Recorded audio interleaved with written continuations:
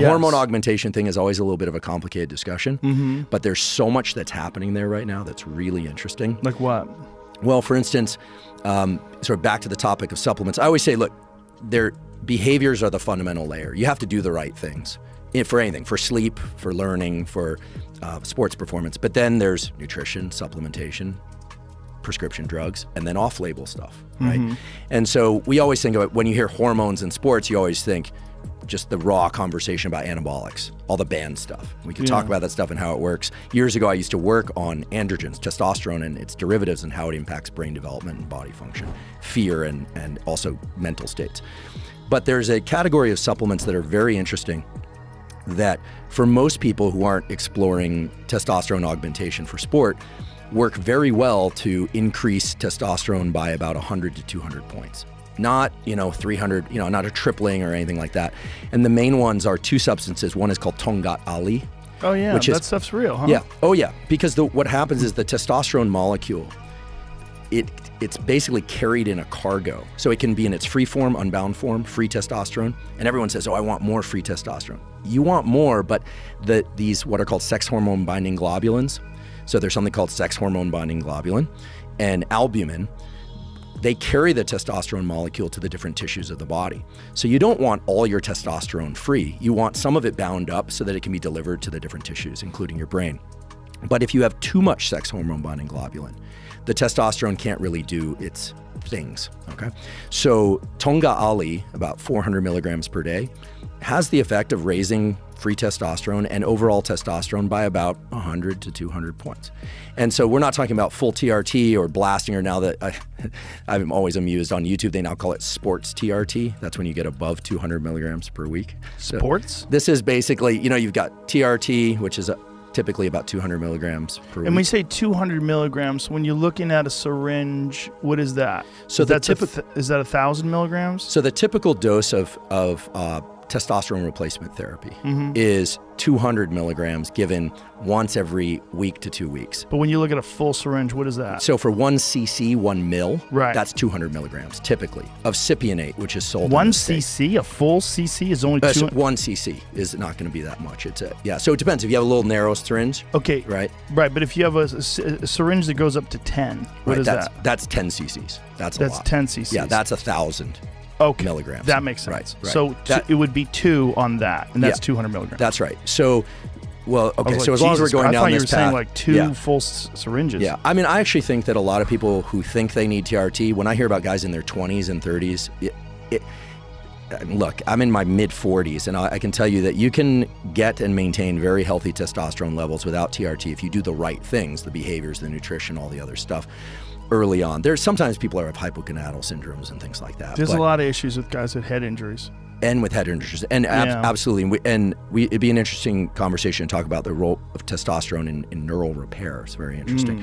But when you look at TRT, I mean, the way that the clinics and the doctors typically do it is to give 200 milligrams and then send people out for 2 weeks, and then they come back because they can charge them to come back repeatedly. It's clear that without any TRT, the testes normally make anywhere from 7 to 15 milligrams of testosterone per day.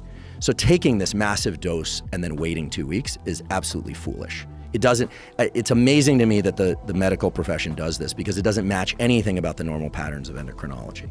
It's just not how the body works. The way it's been described to me to do it is to do it with an insulin syringe and to do a tiny amount every 3 days. Right.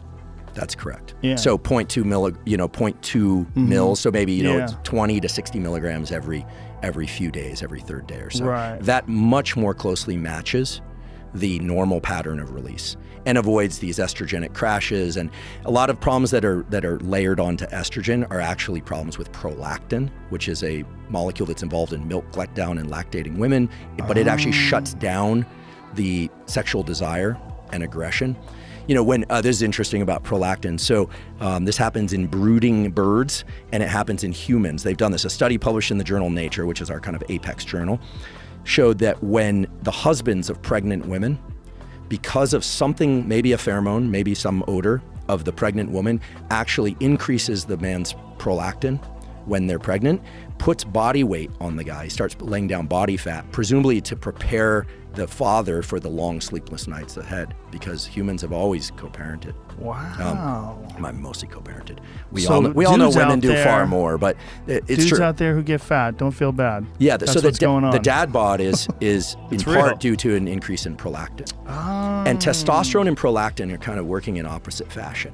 So it's a very interesting thing, but the way you describe it is correct. Now, for people that aren't getting prescribed TRT but want the increase in testosterone, there are these plant compounds like tonga ali, and another one which is very interesting. It's a Nigerian shrub called Phaedogia agrestis, and it mimics luteinizing hormone, which is the hormone that comes out of the hypothalamus that stimulates the testes if you got those and the ovaries if you've got those to make more testosterone or estrogen.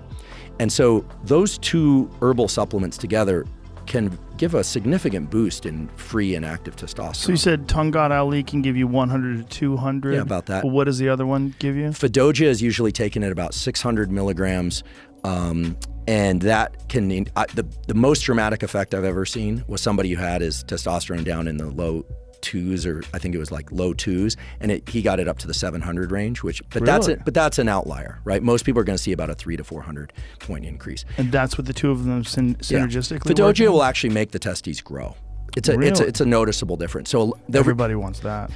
well, the reason I know about this stuff, people are probably thinking like, Huberman's running gear out of the back of his car or something. That's not what this is about. Is that I do a certain amount of work with military, and I do a certain amount of work with professional athletes who cannot take androgen compounds out of a syringe because they'll lose their job.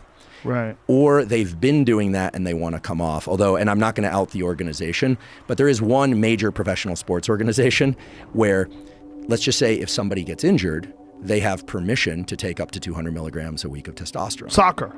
No. No? No. Shit. No. But good guess. You almost got me there because I almost countered with the actual thing that it is. Hockey? No. Although those guys have the head injuries. So actually, right? The head injury thing is a serious problem, obviously. So testosterone has the effects we're all aware of, like deepening the voice, facial hair, muscle growth, recovery, etc. Mostly because testosterone increases protein synthesis. You look at a young male in puberty, it's a protein synthesis machine. Yeah. They eat, and they just grow and grow and grow, and they're putting on muscles and they're lean, and So most often they're lean. But in any case, testosterone has some very interesting effects on the brain. The major mental effect of testosterone is it makes effort feel good. Oh, that makes sense. And the reason it does it is that the amygdala, this fear center in the brain, this anxiety center in the brain, has androgen receptors. It has testosterone receptors. And so the way this works in animals and in humans as well is that for most species, the males of that species never get a chance to mate. Right? So if you think about, I'll probably pick an example where you'll know the exception, because I know you know a lot about natural animals and animals that are hunted.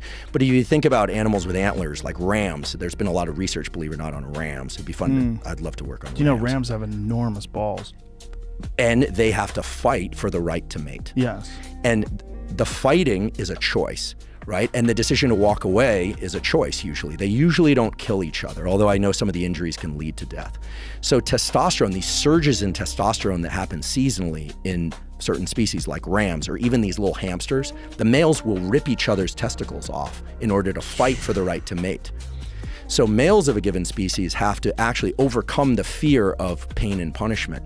And the surge in testosterone is what causes the shift to the willingness to engage in battle. And so when humans are taking low doses or reasonable doses of testosterone, or they're increasing their testosterone, or they're going through puberty, effort and leaning into pain and challenge actually has the effect of making the body feel soothed and good. It's a drive. Just like sex is a drive, or drinking water when you're thirsty is a drive. This stuff is all anchored deep within the hypothalamus. This isn't a cognitive thing. That makes sense why young men in particular are really driven to hard exercise and sports that are very difficult, that require extreme effort. Completely makes sense. Yeah. And why when people are testosterone depleted, they feel depressed, and when people have a surge of testosterone, they feel relief and anxiety, provided it's in the appropriate range.